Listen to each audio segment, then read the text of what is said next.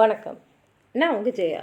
இன்றைக்கி நம்ம இந்த வீடியோவில் சச்சின் டெண்டுல்கர் அவரோட ஆட்டோபயோகிராஃபிலேருந்து ஒரு சாப்டரான லேர்னிங் த கேமில் என்ன சொல்கிறாருன்னு பார்க்கலாம் வாங்க.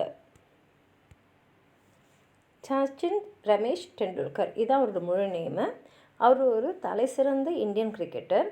அவரை எல்லாருமே ரொம்ப அன்பாக காட் ஆஃப் கிரிக்கெட், அதாவது கிரிக்கெட்டின் கடவுள்னு கூப்பிடுவாங்க. அதே சமயத்தில் அவரை லிட்டில் பிளாஸ்டர் இல்லை மாஸ்டர் பிளாஸ்டர்னும் செல்லமாக கூப்பிடுவாங்க. லேர்னிங் த கேம்னு இந்த சாப்டர் அவரோட ஆட்டோபயோகிராஃபிக்கான பிளேயிங் இட் மை வே அதுலேருந்து இதுதான் எடுத்திருக்காங்க. இங்கே அவர் ஆரம்ப காலத்தில் கிரிக்கெட்டோடு அவருக்கு இருந்த தொடர்பும் அவருடைய கோச்சான அச்சுக்கரோட அவர் எப்படி நல்லா கிரிக்கெட்டை கற்றுக்கிட்டு இன்றைக்கி இந்த நிலைமை அடைஞ்சிருக்காருன்றதான் சொல்கிறாரு. சச்சின் ஒரு நடுத்தர குடும்பத்தில் தான் பிறந்தார். அவங்க வாழ்ந்தது மகாராஷ்டிராவில். அவங்க அப்பா ஒரு கவிஞர், அவங்க அம்மா ஒரு இன்சூரன்ஸ் ஏஜென்ட்டு. அவருக்கு 2 ஹாஃப் பிரதர்ஸ் நித்தின் அண்ட் அஜித்தும், ஒரு ஹாஃப் சிஸ்டர் சவிதாவும் இருந்தாங்க. இவங்க எல்லாருமே சச்சின் மேலே ரொம்ப ரொம்ப அக்கறையாகவும் அவருக்கு நல்ல வழிகாட்டியாகவும் இருந்தாங்க. சச்சின் ஆரம்ப காலத்தில் தெருவில் தான் கிரிக்கெட் விளையாடுவார். அதுவும் டென்னிஸ் பால் வச்சுட்டு தான், சின்ன பசங்களோடு தான். அவரும் குழந்தையாக இருந்ததுனால அவர் சம வயசு இருந்த சின்ன குழந்தைங்களோட தான் விளையாடிட்டு இருந்தார். அப்போவே அவருக்கு சுனில் கவாஸ்கரும் வெஸ்ட் இண்டியன் பிளேயரான விவின் ரிச்சர்ட்ஸ் தான் இன்ஸ்பிரேஷன்.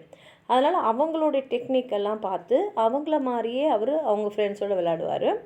ஆரம்ப காலத்தில் அவருக்கு போலிங் தான் ரொம்ப பிடிச்சிருந்தனால போலிங் தான் கான்சன்ட்ரேட் பண்ணிகிட்டு இருந்தார். அவர் போனது நியூ இங்கிலீஷ் ஸ்கூல்னு மும்பையில் இருந்த ஒரு ஸ்கூலில் தான். ஆனால் அவருடைய கிரிக்கெட் திறமையை பார்த்து அவருடைய அண்ணாவான அஜித் அவருக்கு நல்ல வழியை காட்டணும்னு முடிவு பண்ணார். அப்போ அந்த சமயத்தில் பெஸ்ட்டு கிரிக்கெட் அகாடமின்னு பார்த்திங்கன்னா ராமகாந்த் அச்சுக்கர் நடத்தின கிரிக்கெட் அகாடமி தான். அது மாத்திரம் இல்லாமல் இந்த ராமகாந்த் அச்சுக்கர் தான் ஷாத்ராஷ்ரம் வித்யா மந்திர்லேயும் ஹெட் கோச்சாக இருந்தார். அதனால் இவருக்கு என்னென்னா அவர் ஒரு சிறந்த கோச்சு, நம்ம தம்பி சச்சின் அவர்கிட்ட தான் படிக்கணும்னு சொல்லிட்டு அவர் முடிவு பண்ணிவிட்டு அங்கேயே அழைச்சின்னு போய் அவர்கிட்ட சேர்க்க பார்த்தாரு. அதுக்கப்புறம் அவர் என்ன நினச்சாருன்னா, ப்ராக்டிஸ் பண்ணும் போதும் சச்சின் அவர் படிக்கிற அவர் எங்கே கோச்சாக இருக்காரோ அந்த ஸ்கூல்லையே படிக்கணும்னு கூட அவர் ஆசைப்பட்டார். இப்போ கேம்பில் அவர் செலக்ட் ஆகிறதுக்காக போகும்போது சச்சினுக்கு 11 வயசு தான் இருந்தது. அச்சிரிக்கர் சாரும் பார்த்திங்கன்னா 1943 அதாவது அச்சிரிக்கர் சாருக்கு 11 வயசு இருக்கும் போது தான் அவரும் கிரிக்கெட் ஆரம்பித்ததுனால அவர் மனசுக்குள்ளே சச்சினோட ஒரு தொடர்பு வந்தது. ஏன்னா சச்சினும் அவரோட கிரிக்கெட்டை 11 வயசில் ஆரம்பிச்சிருக்காரு. அவரோட கோச்சான அச்சிரிக்கர் சாரும் அவருடைய கிரிக்கெட் பயிற்சியை 11 வயசில் ஆரம்பிச்சிருந்திருக்காரு. இப்போது செலெக்ஷனுக்காக போயிருக்காங்க. அங்கே சச்சின் நல்லா விளாட்னா தான் அவர் செலக்ட் ஆவார். ஏன்னா இவர் எல்லாரையும் செலக்ட் பண்ண மாட்டார் கேம்புக்கு. ஒரு சில பேர் மட்டும்தான் அவங்கக்கிட்ட திறமை இருக்குதுன்னு நம்பினா தான் எடுப்பார். ஆனால் சச்சினுக்கு அங்கே போன உடனே எல்லாம் நெட்டில் விளையாடணும். சச்சின் அதுக்கு முன்னாடி தெருவில் தான் விளையாடிருக்காரு. அதனால் நெட்டெல்லாம் பார்த்தோன்னா அவருக்கு ஒன்றுமே புரியல. அதே சமயத்தில் இந்த கோச்சும் நின்றுன்னு அவரையே ஒத்து பார்த்ததும் அவருக்கு ரொம்ப கஷ்டமாக இருந்தது. சச்சினுக்கு ஒரு தடுமாற்றம் வந்தது. ஏன்னா இது அவருக்கு பழக்கமே இல்லை. அதனால் அவருக்கு சரியாக விளையாட வரல. அதனால் அச்சுக்கு என்ன நினச்சிட்டாருன்னா, இந்த பையனுக்கு டேலண்ட் இல்லைன்னு நினச்சிக்கிட்டார். ஆனால் அஜித் என்ன சொன்னார்னா, இல்லை அவன் திறமையானவன், நான் விளையாடிலாம் பார்த்துருக்கேன், நீங்கள் எனக்காக ஒன்று பண்ணுங்கள், கிட்ட இருந்து அவனை பார்க்காம தூரத்தில் அவனை கவனிக்கிறது அவனுக்கு தெரியாத மாதிரி இருந்து அவனை கொஞ்சம் பாருங்கள். யாரும் நம்மளை கவனிக்கலன்னு தெரிஞ்சாலே அவன் சாதாரணமாக எப்படி விளையாடுவானோ அது மாதிரி விளையாடுவான், அப்புறம் நீங்கள் முடிவு பண்ணுங்கள் அப்படின்னாரு. இதை ஒத்துக்கிட்ட அச்சுக்க சார் தூரத்துலேருந்தே அவன் எப்படி விளாட்றான்னு சொல்லிட்டு சச்சினை பார்த்துக்கிட்டே இருந்தார். அப்போ தான் அஜித் சொன்னது உண்மைன்னு அவருக்கு புரிஞ்சுது. ஏன்னா சச்சின் அருமையாக விளையாட ஆரம்பிச்சிட்டாரு. உடனே அச்சிக்க சார் அவரை கேம்புக்கு செலக்ட் பண்ணிட்டாரு. சச்சின் சொல்கிறாரு, என்னுடைய வாழ்க்கையோட முக்கியமான திருப்பமே அங்கே தான் அமைஞ்சுது. ஏன்னா அந்த கேம்ப்லேருந்து தான் என்னுடைய கிரிக்கெட் பயணம் ஆரம்பிச்சிது அப்படின்றாரு. ஆனால் ஒரு ப்ராப்ளம் இருந்தது. என்னன்னா வீட்டிலேருந்து இந்த கேம்புக்கு வர தூரம். ஏன்னா அவங்க தங்கியிருந்தது பந்த்ராவில், கேம்ப் நடந்தது சிவாஜி பார்க்கில். ரெண்டுமே மும்பையில் இருந்தாலும் கிட்டத்தட்ட 40 நிமிஷம் பஸ்ஸில் சச்சின் பயணம் செஞ்சால் தான் அங்கே போய் சேர முடியும்.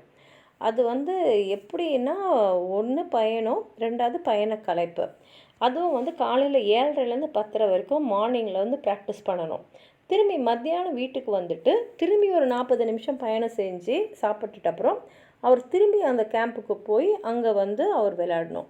11 வயசாக இருந்த சச்சினுக்கு இதெல்லாம் ரொம்ப களைப்பை தரக்கூடியதாக இருந்தது. காலையில் அவரோட நாள் ஆரம்பிச்சுட்டு சாயங்காலம் ரொம்ப நேரம் கழித்து தான் அவரோட நாள் முடியும். ஆனால் சச்சினோட அண்ணா அஜித் வந்து ரொம்ப சப்போர்ட்டிவாக இருந்தார். நிறைய அதுவும் முதல்ல வந்து கொஞ்ச நாட்களுக்கு அவரே வந்து சச்சினோட பயணம் செய்வார். ஏன்னா அவரே வந்து கிரிக்கெட்டோட பயங்கரமான தீவிர ஃபேன். அதனால் போவார். அப்படி போகும்போது என்ன ஆகும்னா சச்சினுக்கும் போக வேண்டிய ரூட்டு பழக்கமாயிடும். அவருக்கு நிறைய விஷயமும் தெரிஞ்சுக்கும்.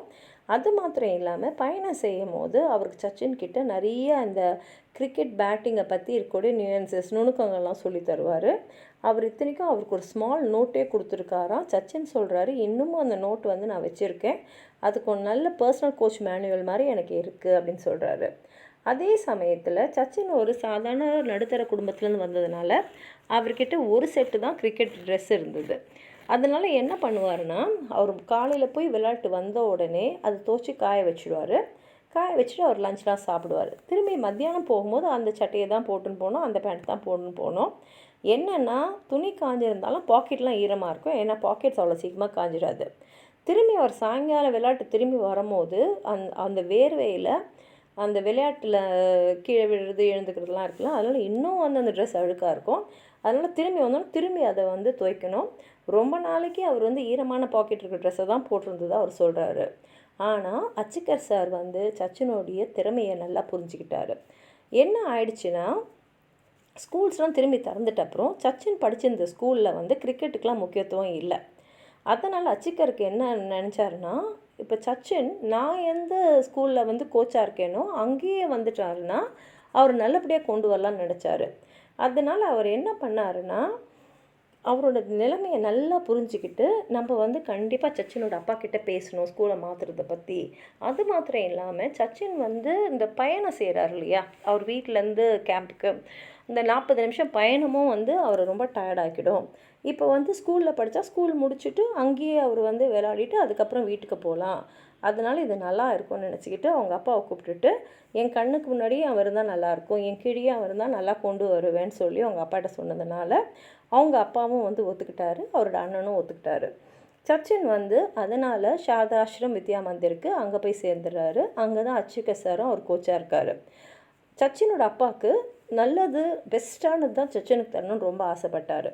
அதே சமயத்தில் சச்சினும் வந்து இப்போ நேரம் கிடச்சிச்சு இல்லையா, அந்த பயணம் செய்கிற நேரம் மிச்சமாயிருக்குல்ல, அதெல்லாம் விளையாட்டு சமயம் மாறி அவரோட திறமை மொத்தத்தையும் அவர் வந்து நல்ல திறம்பட பயன்படுத்த ஆரம்பிச்சிட்டாரு. இப்போ இவரோட ஸ்கூலுன்னு பார்த்தீங்கன்னா அது காலையில் 7:30 மணிக்கு ஆரம்பிச்சுட்டு 4:30 மணிக்கு தான் முடியும். அதுக்கப்புறம் ஒரு அரை ஹவர் தான் டைம் கிடைக்கும். 5 மணிக்கு அவங்க வந்து அவங்களுடைய ப்ராக்டிஸ் ஆரம்பிச்சிடணும். அப்போ என்ன பண்ணுவார்னா, அந்த அரை ஹவர் பிரேக்கில் அவர் கோச் கொடுக்குற பணத்தில் வடை பாவு சாப்பிட்டுட்டு விளையாட போயிடுவார். சம்மர் பிரேக்கில் பார்த்தீங்கன்னா 60 நாளில் 55 ப்ராக்டிஸ் மேட்சஸ் சச்சின் ஆடி இருக்கார். அதாவது என்னென்னா கிட்டத்தட்ட எல்லா நேரமுமே அவர் வந்து விளையாடின்னு தான் இருந்திருக்காரு. அந்த ப்ராக்டிஸ் செஷன் 5 மணிலேருந்து 7 மணி வரைக்கும் போகும். அதில் வர கடைசி 15 நிமிஷம் அவங்க கோச் ஒரு விஷயம் செய்வார். என்னென்னா, அந்த விக்கெட் கீப்பர் பேக் இருக்கு இல்லையா, ஸ்டம்ப்ஸு, அந்த ஸ்டம்ப்ஸ் மேலே ஒரு ரூபா காயின் வைப்பார். இப்போது அந்த கூட்டத்தில் இருந்த டீமில் இருந்த எல்லா போலர்ஸுமே சச்சினுக்கு போல் பண்ணுவாங்க. சச்சின் வந்து என்ன பண்ணோன்னா, அவுட்டே ஆகக்கூடாது. அந்த பால் வந்து அந்த ஸ்டம்பில் பட்டு அந்த காயின் கீழே விழக்கூடாது. அதே சமயத்தில் சச்சினை சுற்றி 60-70 பசங்க இருப்பாங்க அந்த கேட்சை பிடிக்கிறதுக்கு. அவங்கக்கிட்டேயும் அவரோட பந்து போய் அதில் அவுட் ஆகக்கூடாது. இப்போ காயின் கீழே விழாமலே இருந்து சச்சின் அவுட் ஆகாமலே இருந்தால் அந்த ரூபா சச்சினுக்கு. அப்படி அவுட் ஆகிட்டு இல்லை ஸ்டம்ப் ஆகிட்டாருன்னா அந்த ரூபா அவர் கிடையாது. அதனால் இப்போ சச்சினுக்கு என்ன ஆயிடுச்சுன்னா கான்சன்ட்ரேஷன் ஒன்றும் அதிகமாகிடுச்சு. ஏன்னா இப்போ ஒரு மோட்டிவ் இருக்குது, நம்ம வந்து நல்லா ஆடினோன்னா நமக்கு ரூபா கிடச்சிடுமே அப்படின்றதுனால. அது மாத்திரம் இல்லாமல் இந்த விளையாடி முடிச்சிட்ட அப்புறம் அவர் பேடு க்ளவுஸ் போட்டுக்கிட்டு அந்த கிரவுண்டை சுற்றி 2 ரவுண்ட் போகணும். இதனால் அவருக்கு ஃபிசிக்கல் ஃபிட்னஸ் நல்லா இம்ப்ரூவ் ஆகுன்றது அவருடைய கோச்சோடைய நம்பிக்கை. அது மாத்திரம் இல்லாமல் அது நிஜமாகவே அவருக்கு ரொம்ப பயன் கொடுத்ததாகவும் சொல்கிறாரு. அதே சமயத்தில் சச்சினுக்கு அப்போ வெறும் 11-12 வயசு தான். அதனால் இந்த விளையாட்டெல்லாம் அவர் ரொம்ப டயர்டாக்கிடும். ஆனால் வந்து என்ன பண்ணுறாருன்னா, அவங்க அப்பா அடிக்கடி வந்து அவர் வந்து பிக்கப் பண்ணிப்பார். அப்படி வரும்போது சச்சினுக்கு ரொம்ப சந்தோஷமாயிடும். ஏன்னா அவங்க அப்பா வந்தார்னாலே அவருக்கு ஒரு ட்ரீட் தான். சச்சினுக்கு வந்து அங்கே பக்கத்தில் இருந்த ஒரு கடையில் இருக்கிற ஃப்ரூட் காக்டெயில் ரொம்ப பிடிக்கும். அதனால் வந்து கஷ்டமாக காலையிலேருந்து படிச்சுட்டு 4:30 மணி வரைக்கும் ஸ்கூலில் இருந்துட்டு 5லேருந்து 7 விளையாடுற ஒரு பையன் எவ்வளோ டயர்டாக இருப்பான்னு நமக்கே புரியும். அதனால் அது ரொம்ப விரும்பி அவங்க அப்பா கிட்ட கேட்பார். அந்த காலகட்டத்தில் அந்த பணம் வந்து ரொம்ப முக்கியமான பணம் தான். அது சச்சினுக்கு தெரியாது அந்த வயசில். ஆனாலும் அவங்க அப்பா வந்து 5 பேர் அவர் குடும்பத்தில் காப்பாற்றணும் அதெல்லாம் மனசில் வச்சுக்கிட்டு இருந்தாலும் சச்சினோட முகத்தில் வரக்கூடிய அந்த புன்னகைக்காக அவர் அந்த ஃப்ரூட் காக்டெயிலை சச்சினுக்கு வாங்கி கொடுப்பாரு. அதே சமயத்தில் சச்சின் வந்து அவங்க அப்பா இல்லாத போதெல்லாம் வராத போதெல்லாம் அந்த பஸ்ஸில் வர பயணத்தை பற்றி சொல்கிறாரு. ஏன்னா அவர் வரும்போது அவரோட கிரிக்கெட் கிட்டையும் அவர் கொண்டு வரணும். 7 மணிக்கு மேலே ஒரு பஸ் ஏறுறதுனால அது ஒரு பீக் ஹவர், அதனால் நிறைய கும்பல் இருக்கும். அதனால் உட்காரத்துக்குலாம் அவருக்கு இடம் கிடைக்காது. ஆனால் அது நல்லது தான் சொல்கிறாரு. ஏன்னா நான் இருக்கிற டயர்ட்னஸ்க்கு நான் மட்டும் உட்கார்ந்தேன்னா தூங்கிடுவேன், நின்றுனே வரதுனால தூங்காமல் வந்தேன். ஆனால் என்னென்னா அது பெரிய கிரிக்கெட் கிட்டாக இருக்கிறதுனால நிறைய இடத்த அது பிடிச்சிக்கும். அதனால் நிறைய சமயம் வந்து அந்த பஸ் கண்டக்டர்ஸ்லாம் ரொம்ப ரூடாக பேசுவாங்களாம். ஏன்னா அந்த கிரிக்கெட் கிட் இருக்கக்கூடிய இடத்துல ஒரு பேசஞ்சர் நிற்கலாம் இல்லையா, அதனால். அது மாத்திரம் இல்லாமல் அது ரொம்ப ஹெவியாகவும் இருக்கும், பெருசாகவும் இருக்கும். அது வந்து மாத்திரம் இல்லாமல் சில சமயத்தில் வந்து இது லக்கேஜ், இதுக்கும் நீ டிக்கெட் எடுக்கணும்னு சொல்லுவாங்களாம். ஆனால் அப்போ சச்சின் கையில் காசெல்லாம் இருக்காதான். கொஞ்சம் அவமானமாக தான் ஆரம்ப காலத்தில் இருந்தாலும் அதுவும் வந்து ரொம்ப அழுக்கான ட்ரெஸ்லாம் போட்டிருந்ததுனால கண்டிப்பாக வந்து அவர் எப்படி நடத்தியிருப்பாங்கன்னு தெரியும். ஏன்னா சின்ன பையன் 11-12 வயசாக அழுக்கான ட்ரெஸ்ஸு இவ்வளோ பெரிய கிட்டு வேற பின்னாடி வச்சுருக்கான் இருந்தாலும் போக போக அவருக்கு இது பழகிட்டதுனால இதை ஒரு வாழ்க்கையில் ஒரு லேர்னிங் எக்ஸ்பீரியன்ஸாக தான் அவர் எடுத்துக்கிட்டு இருந்தார். அதே சமயத்தில் இந்த ப்ராக்டிஸ் செஷனும் ரொம்ப நல்லா போயிட்டு இருந்தாலும் அடிக்கடி அவர் ஃப்ரெண்ட்ஸோடு போய் ரோடில் விளையாடுறதுக்கு ஆரம்பிச்சிடுவார். ஏன்னா வந்து அவருக்கு அது ரொம்ப சந்தோஷத்தை கொடுத்தது. அப்போ என்ன ஆகிடும்னா சில சமயத்தில் வந்து இந்த நெட் ப்ராக்டிஸை விட்டுட்டு அவர் ஃப்ரெண்ட்ஸோடு கூட விளையாட போயிடுவார். ஆனால் அச்சிகர் சாருக்கு நல்லா தெரிஞ்சிச்சு சச்சின் கையில் நல்ல திறமை இருக்குதுன்னு. அதனால் அவர் என்ன பண்ணுவாராம், அவரோட ஸ்கூட்டர் எடுத்துன்னு வந்து சச்சின் எங்கே விளையாடுறான்னு பார்த்துட்டு அவரை கிரவுண்டுக்கு எடுத்துன்னு போயிடுவாராம். அவர் ரொம்ப ஸ்ட்ரிக்டாக இருப்பார். ப்ராக்டிஸ்ன்னு வந்துச்சுன்னா ரொம்ப ஸ்ட்ரிக்டாக. அதனால் மற்றபடி ஒரு அவருடைய கவன சிதறல் எதுவுமே இல்லாமல் ப்ராக்டிஸ்லேயே வந்து அவர் சார் எடுத்துன்னு போனாருன்னு சொல்கிறாரு. அவர் என்ன சொல்கிறாருன்னா, சார் வந்து என்னை சரியான பாதையில் என்னை வந்து அழைச்சின்னு போனார். ஒரு சமயம் என்ன ஆகிடுச்சா, ஒரு பனிஷ்மெண்ட் கூட வாங்கியிருக்காராம். ஏன்னா ஒரு ப்ராக்டிஸை விட்டுட்டு அவர் பாட்டுக்கு இன்டர் ஸ்கூல் மேட்சை பார்க்கறதுக்கு போயிட்டுருக்கார். ஆனால் அங்கே போயிட்டப்போ தான் தெரிஞ்சுது அந்த மேட்ச்சுக்கு அவருடைய கோச்சான அச்சிகர் சாரும் வந்திருக்காருன்னு. அப்புறம் தான் அச்சிகர் சொன்னாராம், இந்த மாதிரி நீ நல்லா கடுமையாக ப்ராக்டிஸ் பண்ணினா மற்றவங்க நீ விளையாடுறத வந்து பார்ப்பாங்க, நீ வந்து மற்றவங்களுக்கு போய் விளையாடுறதையும் கைத்தட்டுறதையும் செய்ய வேண்டியது இருக்காதுன்னு சொன்னாராம். இப்போ கடைசியில் சச்சின் என்ன சொல்கிறாருன்னா, அச்சிகர் சார் மட்டும் இல்லைன்னா நான் இன்றைக்கி அடைஞ்ச உயரத்தை நான் அடைஞ்சிருப்பேனான்றது எனக்கு சந்தேகம்தான் சொல்லி இந்த சாப்டர் அவர் முடிச்சிருக்காரு. உங்களுக்கு எதாவது சொல்லணும்னு நினச்சிங்கன்னா கீழே இருக்கிற கமெண்ட் பாக்ஸில் எழுதுங்க. இந்த வீடியோவை லைக் பண்ணுங்கள், உங்கள் ஃப்ரெண்ட்ஸோடு ஷேர் பண்ணுங்கள். சப்ஸ்கிரைப் பண்ணாதவங்களாம் ப்ளீஸ் சப்ஸ்கிரைப் பண்ணி சப்போர்ட் பண்ணுங்கள். நன்றி.